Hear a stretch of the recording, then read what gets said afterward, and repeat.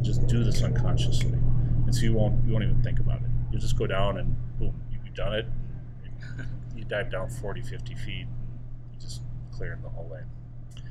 So when we're playing, there are things that happen that people shouldn't do, and we'll stop the play. There's two types of ways that we'll stop the play. One is where one team follows the other team. So if the black team follows the white team, then it's a white advantage puck. And what'll happen is somebody will come to the surface and they'll go like this. This is a sign of an advantage puck. This is towards the team that committed the foul. Okay. So let's say the foul happens here. They'll put the puck down. They go 3 meters over here towards the team. So we said black team did the foul. So 3 meters towards the black goal, and then hold up the hand. This is the line that all of the black team has to be behind. Okay. White team can be anywhere. They can be among the black team members here. They can be over here. They can do whatever they want. Black cannot pass this line until white actually touches the puck. Okay. And so you have a lot of people go down and they'll stop right there. And they're waiting for you to cross that line, because then they get to move the puck forward 3 meters and do it again. So wait until you actually see the puck move. Okay. And when this happens in the Sneaky. pool, well, yeah, we got a lot of sneaky guys here. We'll walk you through a lot of this. Okay. I mean, so I'm gonna throw it out there so it's a little more familiar in the water. We'll walk you through the details. So okay, we talked about the hand signal. Yeah, okay, so that's an advantage puck. The other is equal puck, and that'll happen when something happened that it couldn't determine which side did it, or like let's say both sides push the puck out of bounds or something. So it isn't one side following the other. Somebody comes to the surface and they'll do this. That means equal puck. So there they place the puck at where the foul happened, and both teams have to be on the surface on their side of the puck. Okay. Nobody can submerge until somebody else go. At that point, you go down and try to get the puck and do whatever you're going to do. Okay, let's see. So we talked about we have 6 people on the team.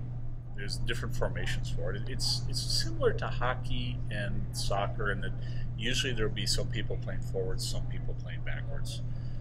It's a fairly new sport, so there's a lot of experimentation in terms of what we're doing.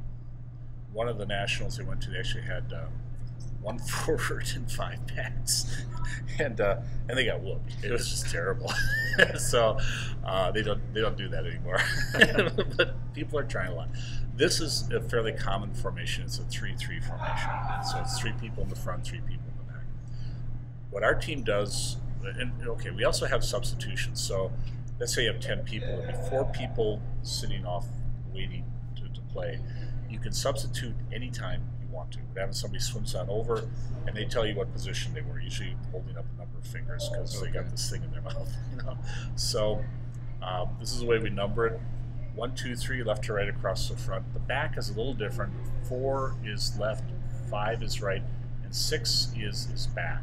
There is center back. Okay. The reason we do that is because sometimes 6 plays forward, sometimes 6 plays back, and we'll call it a 3-1-2. 3 here, 6 in center, and then 2, or a 3, 2, and then 1 if the 6 is back. Okay. And if it's a 3-1-2, then 4 and 5 are kind of the people who are supposed to protect the goal. If it's a 3-2-1, then this guy's the one who's supposed to protect the goal. And usually we choose that basing who's in this position. We have one guy who can hold his breath forever and a day. And if he's there, we put him on 6, and we leave him in front of the goal because he'll stay down the whole play. Otherwise, we have to get mere mortals who have to come up for air every couple of minutes. So this would be a 2-3-1 formation. Important only that you know when you come out what position you are, so you can flash the fingers. This is 6, by the way. Okay. And then you kind of know where you're supposed to be playing. Now, unlike hockey or soccer, where a left forward is supposed to play in the left field, here it's more relative to the puck.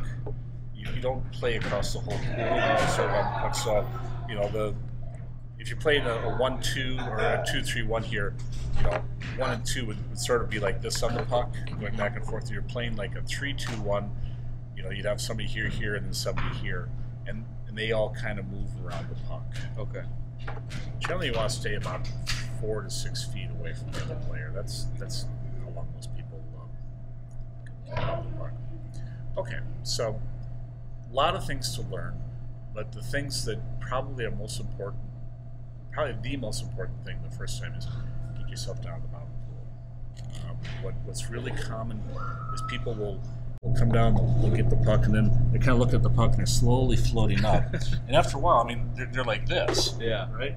Well, you got no strength like this. You want to get yourself down behind the puck, because now when I push, it's through my whole body. And actually, a lot of times you kick your foot out as you're doing this, so you get a lot of force that way. Also, when I'm down the bottom, it's harder for somebody to reach underneath me and grab the puck. What's going to happen is you're going to be concentrating on the puck. You're going to stop. You're going to forget about that. So we'll remind you, but you're going to float up a lot. And so as much as you can, just keep getting yourself down to the bottom. Don't even think about getting your shoulders down. Think about getting your hips down.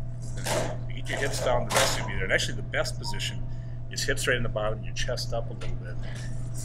Because then you're just using these muscles. This is like the strongest muscle in your whole body. So that's when you can really lob it. Keep the puck in close. You got more. You can protect it more when it's like this. If it's way out here, anybody in the ground can, hey Jim, anybody in the ground can get it out here. So try to keep the puck in a little closer. Protect it more. And then you want to relax, because the more relaxed you are, the longer you can stay down.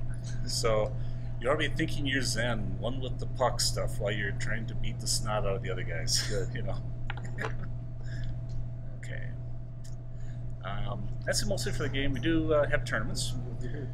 We have the U.S. Nationals every year. We have regional championships. There's one on the East Coast, the West Coast, and one in the Midwest. One in the Midwest is actually coming up here January. What is January 27th and 28th? 27th, I think. So like that, towards the end of January. That's over in Milwaukee. And then we have smaller regional tournaments. Chicago has them fairly commonly.